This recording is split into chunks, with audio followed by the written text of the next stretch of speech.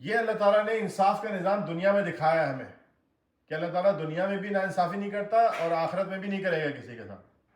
آخرت میں بچت کا راستہ یہ ہے کہ اللہ تعالیٰ جس پہ چاہے رحم کر دے وہ بچ جائے گا. وہ چاہے جس پہ وہ میراکل جس کے لیے بھی ہو جائے آخرت میں. تو میراکل اس لیے اللہ تعالیٰ جس پہ چاہے دنیا میں رحم فرما دے. لیکن اللہ کا نظام ایسا ہے کہ بچتا کوئی نہیں ہے. تو جو کوئی کسی پہ ظلم کرتا ہے اس کے دو طریقے ہوتے ہیں. ایک تو پلان کر کے نیت کے ساتھ کسی پہ کوئی ظلم کیا ہے, کسی کو تکلیف پہنچائی ہے, کسی کو ارادہ تھا کسی کو تکلیف پہنچانے کا اور پہنچائی ہے. ایسا بھی ہوتا ہے, لوگ کرتے ہیں ایسا, اور کسی بھی قسم کی تکلیف ہو. کبھی ایسا ہوتا ہے کہ ارادہ ہی نہیں تھا تکلیف پہنچانے کا, چاہتے ہی نہیں تھے کہ کسی کو دکھ پہنچے, پر کوئی ایسی بات ہو گئی, کچھ ایسا ہو گیا کہ کسی کو دکھ پہنچ گیا ہم سے, اور ہمارا ارادہ نہیں تھا ایسا ہونے میں. ٹھیک ہے, تو اللہ رب العزت تو نیتوں کی بیسس پہ فیصلے کرتے ہیں. تو اگر تو نیت نہیں تھی تو ہو سکتا ہے کہ میراکل ہو جائے ہمارے لیے, اللہ تعالیٰ کوئی بچت کا راستہ نکال دیں.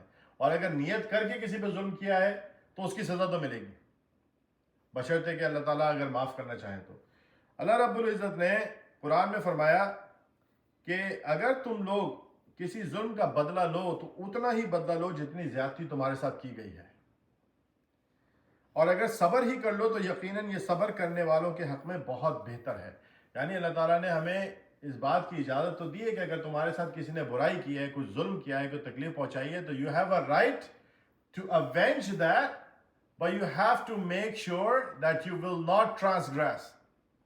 تم آگے نہیں بڑھو گے حد سے, تم اس کو اتنی ہی تکلیف پہنچا سکتے ہو جتنی تکلیف تمہیں پہنچی ہے. مثال کے طور پر اگر کسی نے تکلیف پہنچائی ہے, مثال کے طور پر اگر کسی نے آپ کا ایک سموسہ کھا لیا ہے تو آپ کو یہ تو پہنچ جائے گا آپ اس کا ایک سموسہ کھا لیں. لیکن اگر آپ نے جو سموسہ کھایا ہے وہ وزن میں زیادہ تھا اس سموسے کے جو اس نے کھایا ہے, تو اب ظالم کون ہے؟ اب وہ ظالم نہیں ہے, اب ظالم آپ ہیں. یہ آیت اسی لیے اللہ تعالیٰ نے فرمایا کہ اگر تم صبر ہی کر لو تو تمہارے حق میں یہ زیادہ بہتر ہے. ہمارا کیا ہوتا ہے کہ دو بدو کے لیے فوراً تیار ہوتے ہیں, لڑنے کے لیے فوراً تیار ہوتے ہیں, آرگیومنٹس کے لیے فوراً تیار ہوتے ہیں, جسٹیفیکیشن ہمارے پاس ہر وقت ہوتی ہیں.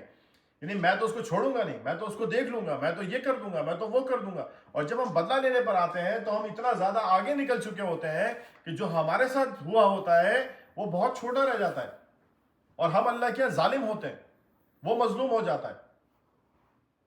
یہ بہت اہم آیت ہے اور ہم سب اس میں پھنس جاتے ہیں کہیں نہ کہیں جا کے.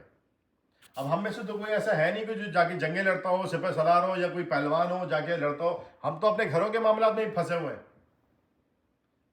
عورتوں کے ساتھ معاملات ہیں گھریلو, کسی نے ایسا بول دیا میں اس کو ایسا جواب دوں گی, وہ ویسا جیسا جواب دیا ہے, ہو سکتا ہے زیادہ تکلیف پہنچا دی, کسی کا دل زیادہ دکھا دیا, یا گھر میں آرگیومنٹ ہو گئے تو کسی کا دل زیادہ دکھا دیا, یا کچھ اور دوستوں یاروں میں کوئی بات ہو گئی ہے. کیونکہ ہم لوگ واریر تو ہے نہیں نا کہ جو آگے کسی پہ لڑ رہے ہو. یہ تو ہم آپ ہی جنگ و جدل تو ہمارے گھروں میں ہی رہتا ہے, تو ہم تو وہیں پر ہی فیل ہیں سارے کے سارے. پھر کیا ہوتا ہے کہ جب ہم ظالم ہو جاتے ہیں تو پھر ظلم کی تو سزا ملے گی. اب چاہے کوئی تہجد گزار ہو, کوئی بہت بڑا ولی اللہ بنا پھرتا ہو, اگر اس نے ظلم کیا ہے, چاہے ظلم کا بدلہ لینے میں وہ آگے بڑھ گیا ہو حد سے, اب اس کو سزا تو ملے گی. یہی اللہ کا نظام ہے دنیا میں, اور یہی آخرت میں پکڑا جائے گا وہ. تو اللہ تعالیٰ نے نصیحت بھی فرمائی, ایک طرف اجازت دی ہے کہ تم اتنا بدلہ لے سکتے ہو, لیکن ہم کیسے کوانٹیفائی کریں گے کسی چیز کو؟ جو دل کی تکلیف ہوتی ہے وہ کوالٹیٹیو ہوتی ہے, اس کو کوانٹیٹیو کیسے بنائیں گے کہ کیسے کتنی تکلیف ہوئی ہے کسی کے دل کو؟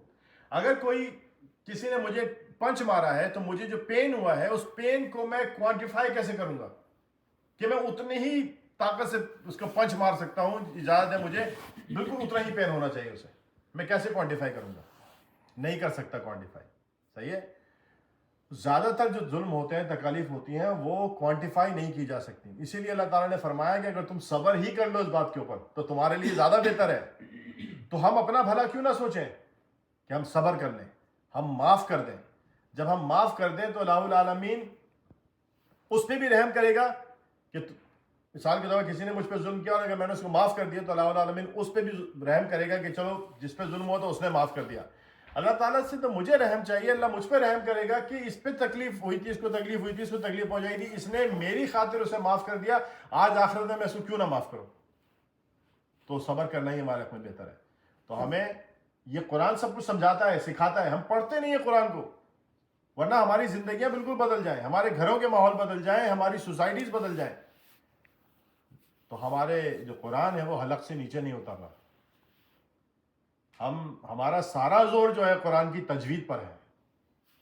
ہو سکتا ہے یہ لوگوں کے لیے بہت آفینسو لگے جو بھی سنیں گے بعد میں یہ بات کو. تجوید ہونی چاہیے، پر اس حلق سے نیچے بھی اس کو اتاریں، حلق سے نیچے بھی اس کو اتاریں. قرآن ہدایت کے لیے ہے. ہم نے ہدایت کے لیے اس کو پڑھنے کے بجائے کاروبار بنا لیا ہے قرآن کو. ہم نے قرآن کو کاروبار بنایا، ہم نے اسلام کو مذہب کو کاروبار بنایا، ہم نے دینی تعلیم کو کاروبار بنایا. when something becomes a business، تو بزنس کے بعد کیا ہوتا ہے؟ بزنس میں آپ کو پتہ ہے کیا ہوتا ہے؟ جھوٹ بھی ہوتا ہے، کرپشن بھی ہوتی ہے، کمپٹیشن بھی ہوتا ہے، دوسروں کو نیچے دکھانا بھی ہوتا ہے. پھر اس کے اندر برانچز بھی ہوتی ہیں، اس کے اندر میں بہتر ہوں، میرا مال بہتر ہے، سامنے والے کا مال خراب ہے. پھر یہ سب کچھ بھی ہوتا ہے. اور آج کل یہی سب کچھ ہو رہا ہے اسلام کے ساتھ. یہی سب کچھ کیا ہم نے، کیونکہ حلق سے نیچے نہیں اتر رہا اسلام ہمارے. تو میرا مسلک صحیح ہے، میرا فرقہ صحیح ہے، میری مسجد صحیح ہے، ہم لوگ تو یہ کر رہے ہیں. پھر یہ کہ رسول اللہ صلی اللہ علیہ وسلم نے فرمایا تھا کہ الفاظ مٹ جائیں گے، یعنی بس چھپے ہی رہ جائیں گے، حلق سے نیچے نہیں اترے گا قرآن. اللہ تعالی ہم سب پہ اپنا رحم و کرم فرمائے.